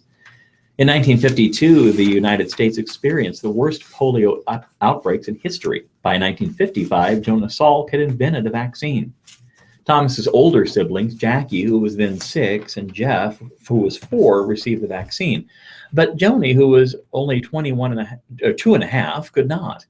She was sick with German measles, and the vaccine carried a live polio virus. And on October 21st, 1959, Joni fell ill. Unable to swallow, water dribbled out of her nose. Her mother remembered lying in her arms like a limp doll. At Lincoln's General Hospital, they scrambled to find a nurse with polio experience. No one expected Joni to live more than a few hours, but she was still alive at 6 p.m., and then at 8, and then at midnight they were pulling the iron lung out of the mothballs, Hupke recalled. Joni was the 30th polio victim in Lancaster County and one of the last to use the iron lung. For 9 months, a giant tube forced her lungs to inhale and exhale. The disease paralyzed her from the nose down, but initially receded to her neck. Although she cannot move, her body can still feel. The disease all but stopped her body from growing. They told her she would not live beyond age 5, said her mom. And when she did, her mom called the school district and said it was time for her daughter to start kindergarten. But of course, the world was a different place back then. Hupke demanded that Thomas go to school. How else is she going to learn? It was a battle. Thomas had to pass a test proving she was educable. Now, even then, the district only allowed her to try school for 6 months. She attended what was then Park Elementary, where students were segregated into 3 wings: normal, physically disabled, and mentally disabled. The children never mingled except for all school assemblies and Valentine's Day, where Thomas remembers the able-bodied kids walking through their classroom as if the kids were a spectacle to be viewed. When she graduated out of elementary school, Lincoln Public Schools again tried to put her on homebound. Thomas fought and won the right to attend Pound Junior High. By 10th grade, the family was fighting again, but this time for Thomas to attend Lincoln Southeast High School. She won, but not without some caveats. The school was not handicap accessible, so she was limited to half days because there was no one available to take her to the bathroom. Rather than move classes to the main floor, Thomas had homebound instruction for algebra and English. While adults may have struggled with the concept of teaching this headstrong young woman, she was surrounded by friends. Classmates rolled her wheelchair to and from classes. They carried her books and even helped her eat and drink. They even helped her play hooky on several occasions, hiding her wheelchair in a cluster of bushes and heading out for lunch at a nearby fast food joint. Hupke taught Thomas to use her brain to overcome her physical limitations. I was not going to let her sit around and be a lump, her mom recalled. So Thomas went everywhere and did everything her siblings did. She taught herself to use a stick in her mouth to move and pick up things. I carry a lot of sticks, she quipped. She went to college and graduated with a degree in theater arts. She's done half the coursework for a master's degree in business administration. Meanwhile, she is a strong advocate for those with disabilities, having previously worked for the League of Human Dignity, starting the Job Connection program for the Goodwill and the state's Disability Division, which is now in Medicaid. In 2009, she took the executive director's post at Grand Island's Independence Rising, a nonprofit organization helping people with disabilities live independently at a level that works for them. She serves 39 counties west of Grand Island, which is a lot of driving and which gets us back to the van. She loves to drive. For a while, she even worked as an Uber driver, but had to stop because her van was unreliable. On her Facebook page, she posts self-directed challenges like, can I open this can of pop? Can I put this cup of coffee in the microwave without spilling a drop? She films herself for others to see. She owns her own home. While she uses the help of aides for daily activities such as bathing and getting dressed, she does not want or need round-the-clock hour care. Her sticks allow her to open doors, turn on the lights, do the laundry, take care of her dog and cats and bird. I don't live the medical model. I don't embrace the medical model. When people tell me I'm going to do things, I have short patience. Or would tell me how I'm going to do things, I have short patience, Thomas said. I don't like to be limited by anything. Which is why Thomas is asking people to vote daily at mobilityawarenessmonth.com, entrant, and then it's Joni Thomas Lincoln NE. Robert Frank writes in the New York Times about successful, you've already won the lottery.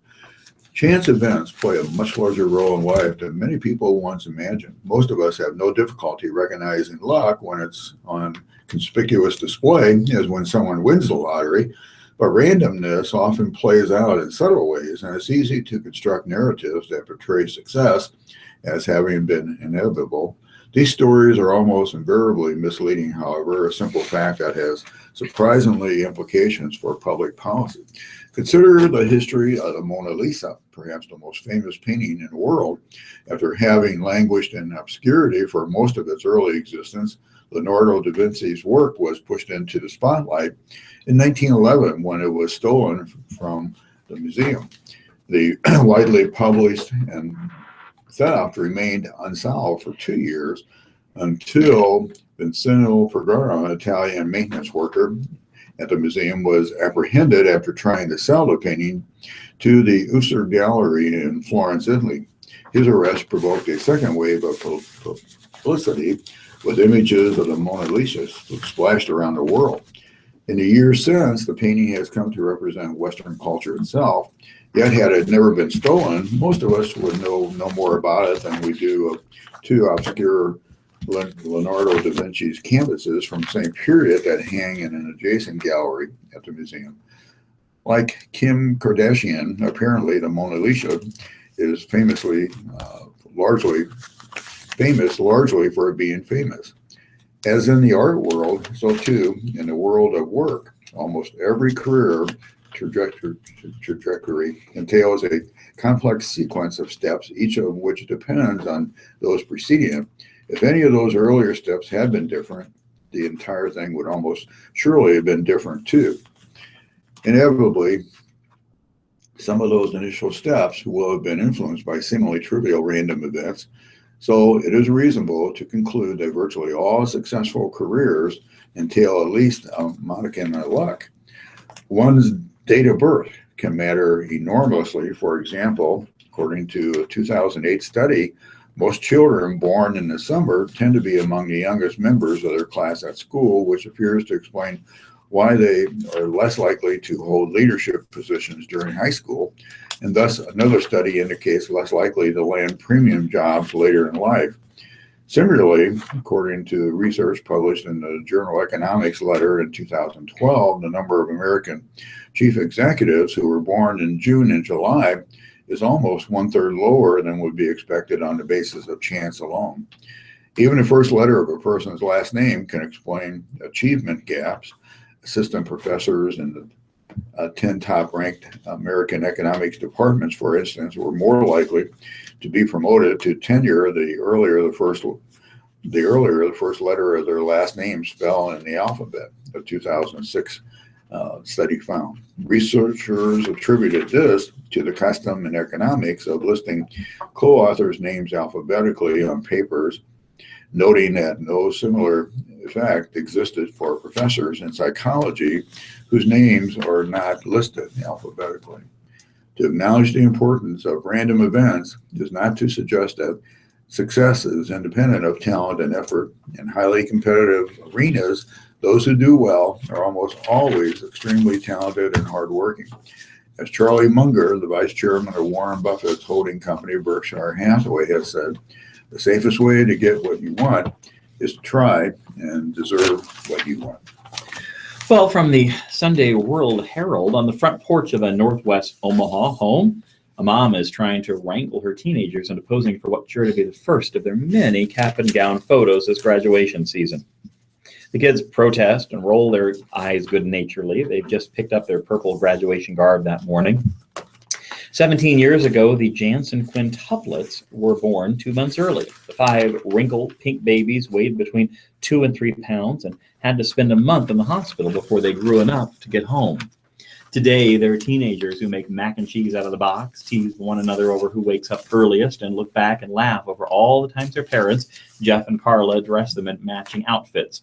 Walls adorned with family photos show toddlers in overalls and turtlenecks, and even 5 identical Clifford the Big Red Dog Halloween costumes. On Thursday, Carter, Elijah, Miranda, Nick, and Taylor climbed the stage of Baxter Arena to graduate from Central High. Now they face the future, summer jobs, college, and what it means to forge your own identity when your life has been so closely intertwined with 4 others. It's bittersweet, Nick said. My whole life had just been like, oh, look, it's the Jansen 5. But now to not have that be my identity will be strange. They share a birthday, a white Chevy Suburban they pile into carpool at school, and an affection for family camping trips. But the Jansen Quints, they're used to that label, have their own personalities, interests, and cliques at school. They don't speak in unison or finish one another's sentences. They look like they might be related, but they're not carbon copies. They've always seemed very grounded, and the parents were very involved, said Lori Falcon, an instructional facilitator at Central. I think it helped that they didn't look alike. It helped them to be more independent. Elijah, for example, is quiet and the tech-savvy gamer with his own YouTube channel. Jody Nielsen, a digital media teacher at Central, said he'd find a way to sneak video games and Sonic the Hedgehog into as many projects as possible. Nick is the performer who said he came out of his shell as he became more involved in choir and drama. He even snagged a lead in Central's fall musical this year. Taylor is the self-described Mother Goose who takes charge, loves music, and is the last one out of the house each morning. There's Miranda, the voracious reader who's a big fan of the Maze Runner series. She's reserved at school, but a chatterbox at home. And there's Carter, who ran the cross country and track and was heavily involved in shooting and broadcasting events at Central with the Omaha Public Schools Career Center. Central Principal Ed Bennett said he'd always admired Carter's hustle. He'd pop up with candy bars or other treats he'd sell for fundraisers and wave them in the faces of his hungry marks. But the first quintuplets to be born in Nebraska are also used to being seen as a unit by their teachers, classmates, and even strangers since their births in 1998. Once, when Jeff and Carla took the babies and their older sister, Nicole, who's now 31, to Target for family photos, a crowd gathered to watch.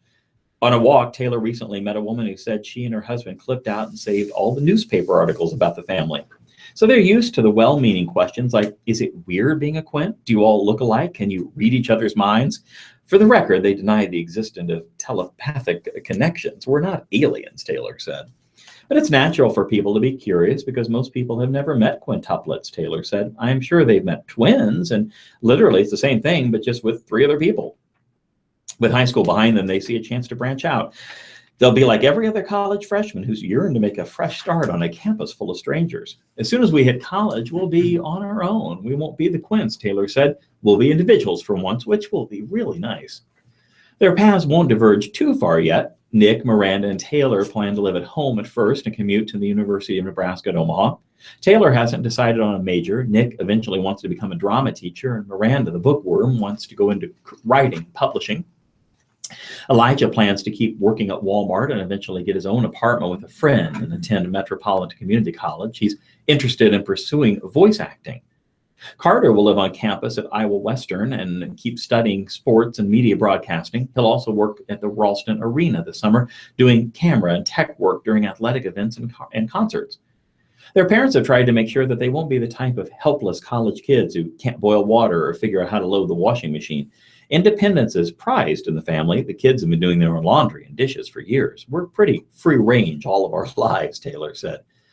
The push for independence was part of a personal philosophy and also necessity, Carla said. For 2 working parents, Feeding, chauffeuring, cleaning up, and running after 5 little kids was exhausting.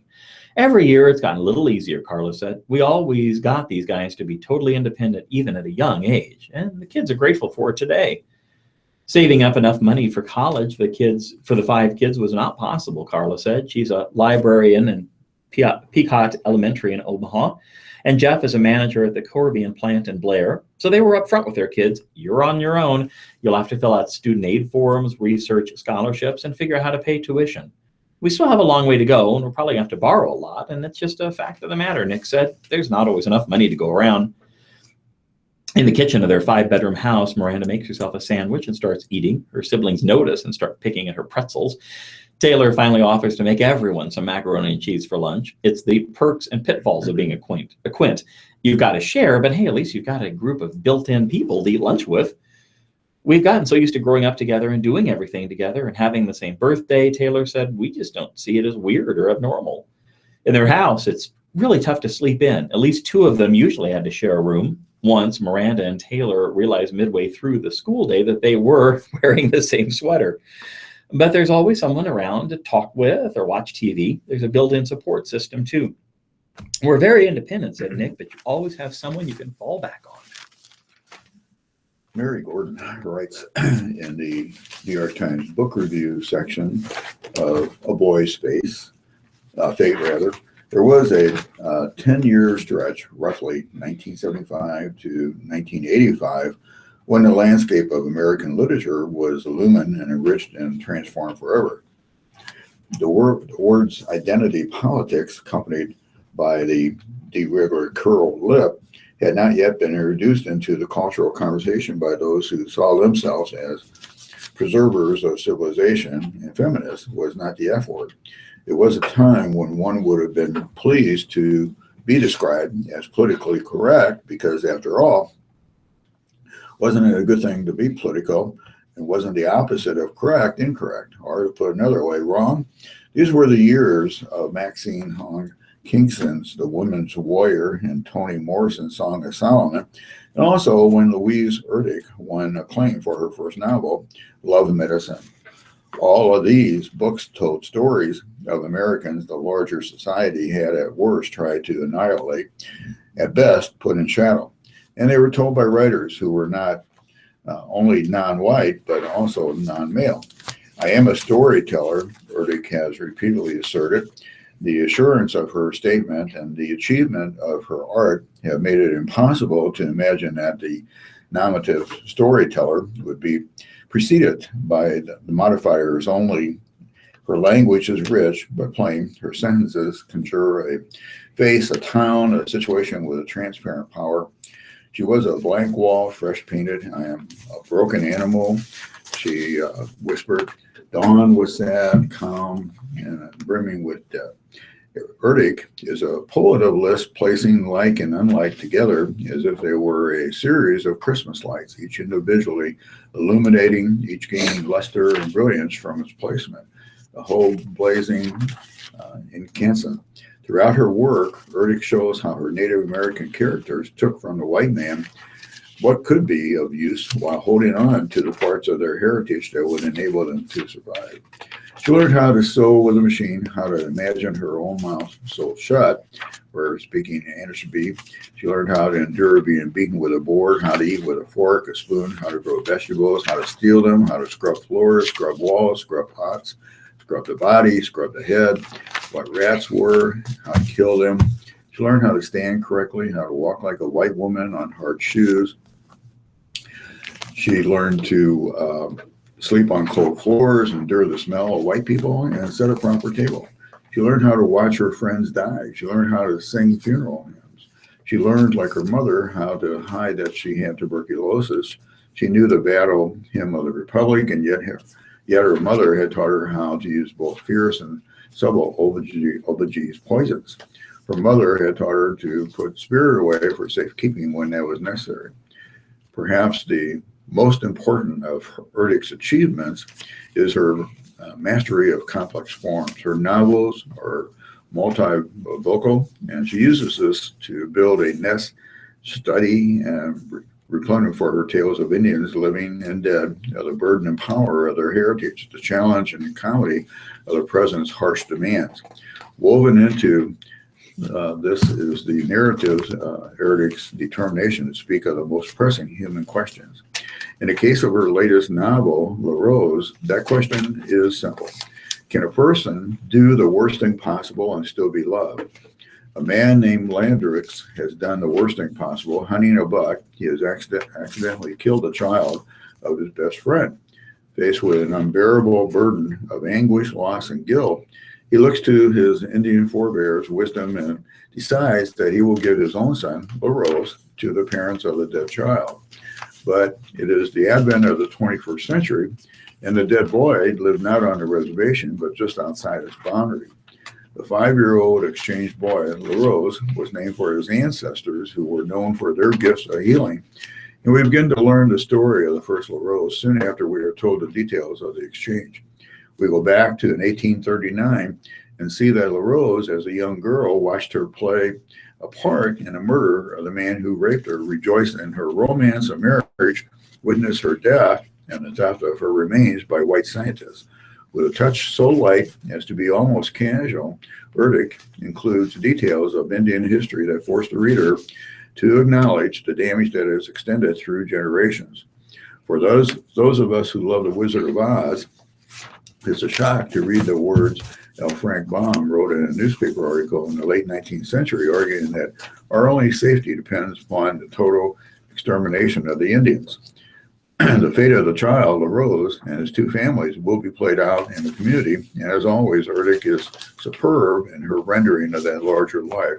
She has been described as a magic realist, a label she resists, but there is both magic and realism in her exploitation of the reservation, saturated necessarily by contemporary American culture.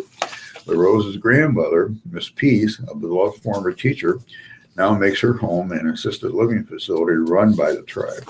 Shortly after the accidental killing, Landrus, who makes his living as a home health aide, visits his mother-in-law. They can't manage to speak of their grief, so they awkwardly discuss the rug shampooing machine newly purchased by the tribe. Are you looking forward to getting your carpet shampoo? He asks. It's amazing, she replies. What a kick I get out of that. In their interaction with a man called Romeo, described as a satanic by the reservation's priest, the residents of the assisted living home are the source of the serious novel's unexpected comedy. The old people punish Romeo for pilfering their drugs by concocting a drink that provides him with both an unstoppable and uncontrollable diarrhea. Of course, Romeo has convinced himself that he has earned his stolen drugs by providing the residents of the home with cheap tribal swag, extra t-shirts, mouse pads, soap foam, grip, hand exercises, so forth. Believing that he's been betrayed by Lander when they were both boys, Romeo is determined to take his revenge by convincing Peter, the father of the dead child, that the death was not a simple accident. Like Largo, Romeo gets his power from his possession of secrets. He uses his menial jobs at the hospital and nursing home to gather information, going through garbage and stitching his finds into a quilt of deception. Romeo is the most successful drawn of Erddich's male characters. Besides him, the fathers, Landru and Peter, seem dim and uninformed. We learn that Landru was once a bad boy, but we must take his conversation for granted. Peter comes to life only when we follow him in his obsessive fear of a Y2K computer catastrophe, stocking his basement with canned food, water, sleeping bags, battery-powered radios, and creating financial havoc for his family when an uneventful New Year's Day dawns. Father Travis, whom we met in Erddich's National Book Award-winning novel, The Roundhouse, makes an unsatisfactory appearance here. As an illicit lover, Erddich's customarily precise language falters when depicting the priest as Tis. His conclusion, you love a woman you can never have, suck it up and deal, seems unworthy of Erddich's gifts. From the World Herald, when you look out into the Omaha Zoo's new African grasslands exhibit, you'll see giraffes foraging for food alongside rhinos and ostriches. At a nearby watering hole, elephants will spray zebras, impalas, guinea fowl, and geese. No cages, no glass panes, no fences, well, at least none in your line of sight, just a lush green backdrop. This Friday, the Henry Dorley Zoo and Aquarium will officially open its $73 million, 28-acre African grasslands exhibit. It's the most expensive and ambitious undertaking in the zoo's history, and it marks the first major opening in a total redesign of the zoo that will group species by their native regions of the world. Omaha is a shining example of where zoo exhibits are heading, said Rob Vernon, spokesman for the Association of Zoos and Aquariums. The Africa area is going to be incredible, he said. African Grasslands is designed to immerse visitors in a savanna landscape, a perfect canvas for the region's most recognizable animals. Zoos around the world are gravitating toward these types of exhibits, and Omaha's is no doubt the largest and most comprehensive of its kind, Vernon said. Creating a sense of immersion took years of patience, flexibility, and orchestration. It began with a mock-up. In 2010, the zoo released its 15-year master plan, which included a tentative model for the grasslands. Ground was broken for the project 2 years ago. Construction workers built animal storage buildings, the largest of which for elephants measures 30,000 square feet, and sank those buildings into the earth, building up a shrub-covered berm to hide the behemoths from view. Some were tucked down hills or around corners. Crews painted buildings and fences brown so they blend in. They blended real rocks with artificial ones. They planted trees and shrubs to cover back fences so that when visitors look out, they don't see the BNSF railway in the distance or administrative buildings that are under the aquarium. They just see animals and plenty of green. If we do this right, you don't notice we've gone to all the extra effort, said Dennis Pate, the zoo's CEO and executive director, but you will notice that the giraffes look really good. To pay for the project, the zoo financed most of the $73 million cost with private donations. In the fall of 2014, the Zoo Foundation started a campaign, Raise Wild, to solicit the remaining $5 million needed for the project, offering naming rights, engraved giraffe hoof prints, and more. Donor Bill Sinovic said the project was a once-in-a-lifetime opportunity to give back to the zoo.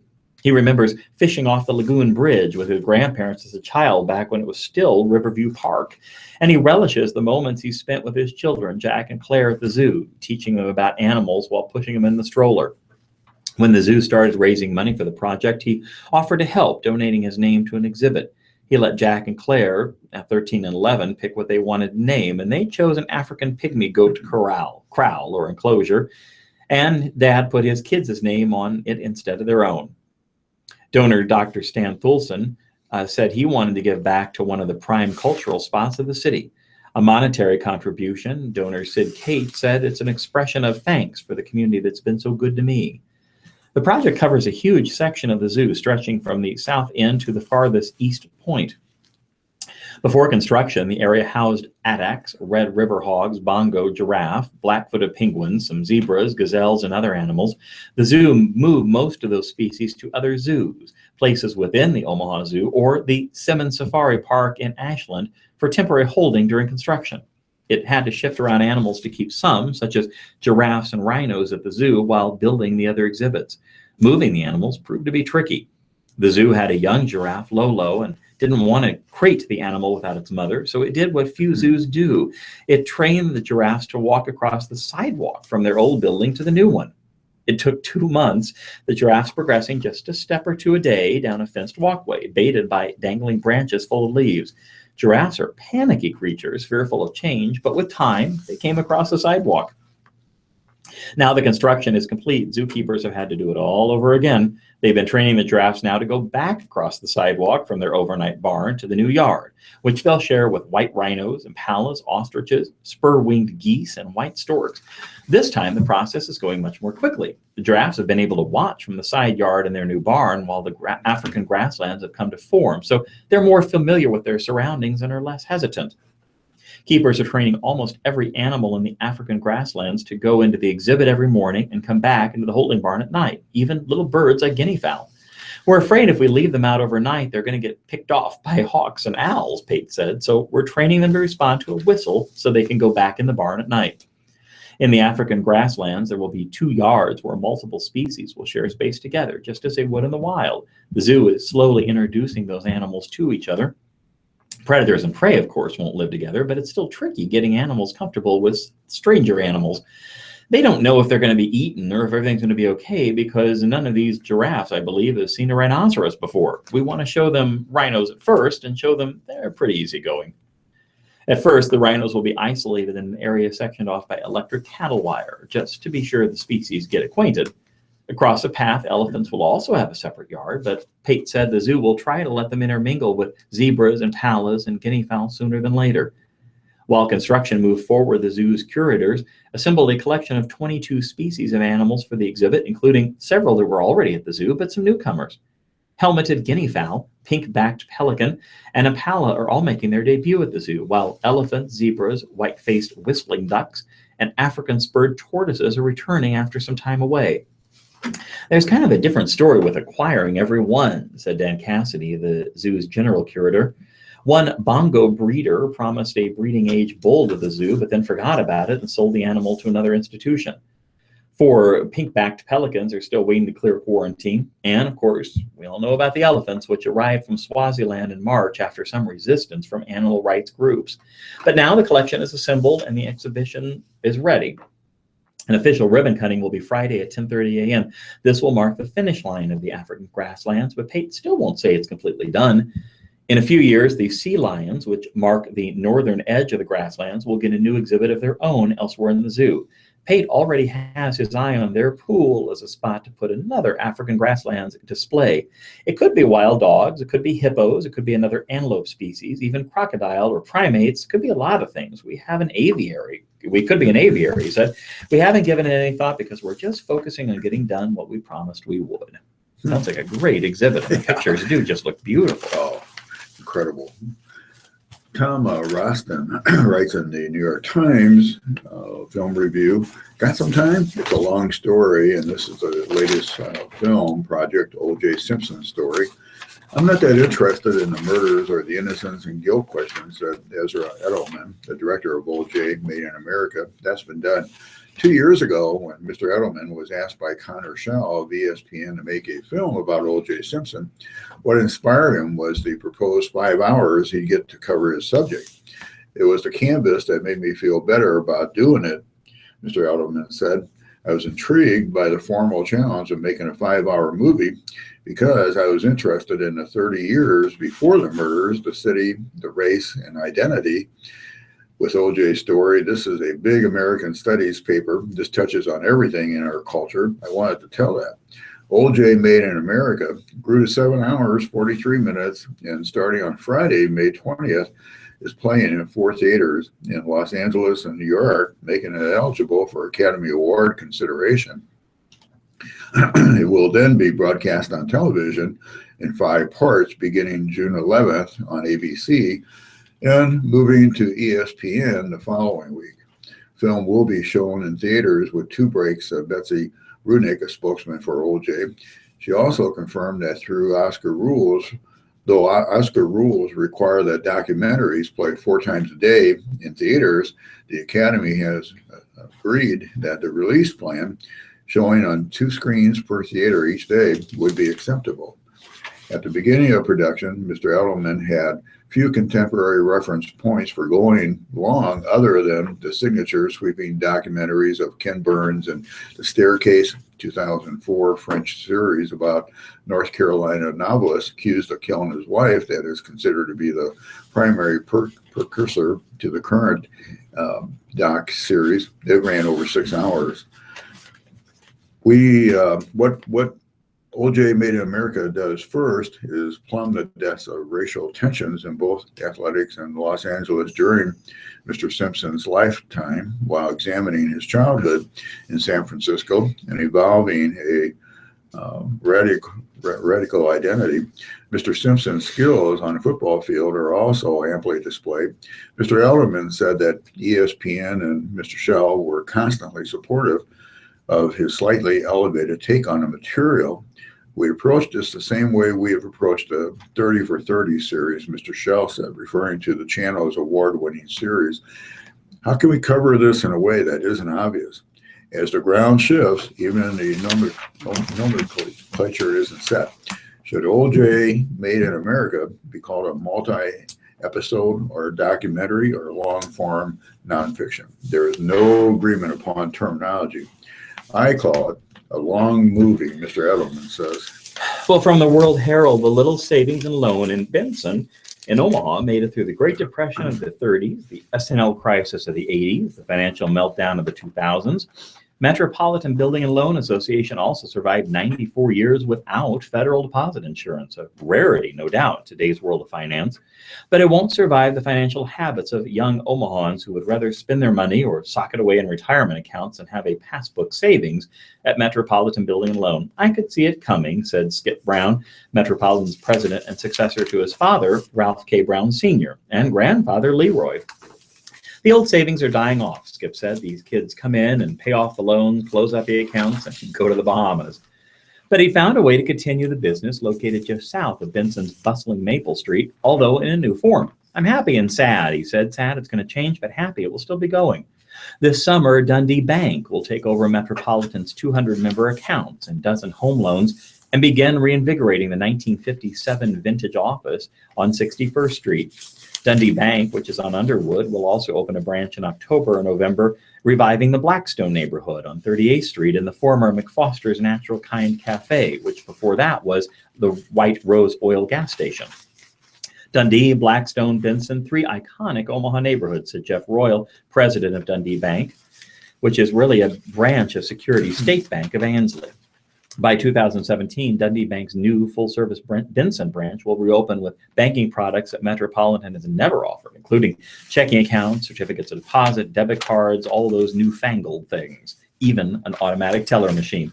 I've never even touched an ATM, Skip Brown said with a touch of pride. In that way, he's like his father and grandfather, who hung on to the old ways of doing business and vowed never to rely on the federal government to ensure the soundness of their practices. Ralph Sr. had to appeal to the Nebraska legislature to keep that FDIC-free status, win an exemption in state law in 1984, as long as he promised to inform customers about the lack of deposit insurance every October 1st. It's the last state-chartered savings and loan without deposit insurance, or even with. Metropolitan was and is a vaunted and respected financial institution, said State Banking Director Mark Wandall. They didn't try to get too big, and they didn't chase big profits. Loan documents, for example, are folded into envelopes with photos of each house taped to the front and the borrower's name at the top, typed out on, well, of course, one of the office's 1950s typewriters. They had to review the books for the state literally because the records are written down. There's no computer. Customers, for example, buy money orders instead of writing checks and have passbooks for their savings account with withdrawals and deposits carefully noted inside. Because it's a mutual savings and loan, each depositor is a part owner. If you put $100 in a passbook account, you own one share of stock. Skip Kozicki, who took out his first home loan with Metropolitan in 1981, has become a friend of Skip's. He says, I think it's a great move for him. I think it's a great move for the bank to hopefully expand and become even a better facility. He plans to roll his savings into a Dundee Bank account that will have the deposit insurance, but then he never worried about it as a Metropolitan saver. Brown requires at least 20% down on mortgages with an average loan of only about $40,000, a loan limit well below $100,000. That restricts the neighborhoods where he can finance loans. Leroy Brown was a founder of the Metropolitan in 1922 when it was at 24th and Ames in Omaha. When a bank in the far-off town of Benson failed in the crash of 1929, Metropolitan opened a branch there and eventually consolidated offices in 57. Skip said Metropolitan keeps its finances sound by lending much less than the properties are worth. It relies on substantial reserves, in-person home appraisals, and personal knowledge of the borrower's finances. The bank hasn't had a loan turn sour since 1963, and that was a borrower who stopped making payments because of dementia. But members were aging, and their children weren't interested in passbook accounts, even with 1% dividends that are higher than what's paid on savings accounts in banks. So depositors started slipping and loans slipped, and as total savings declined, the amounts that Metropolitan could loan declined too. Brown had to turn down some good loan applications. Profits declined, and, well, there was a downward spiral. Until recently, Benson's downtown district was moribund with vacant storefronts and signs of neglect. Brown thought that after his father died, he might have to close Metropolitan. But now Benson's hopping, he said, because becoming a lively hub of restaurants, taverns, and other small businesses.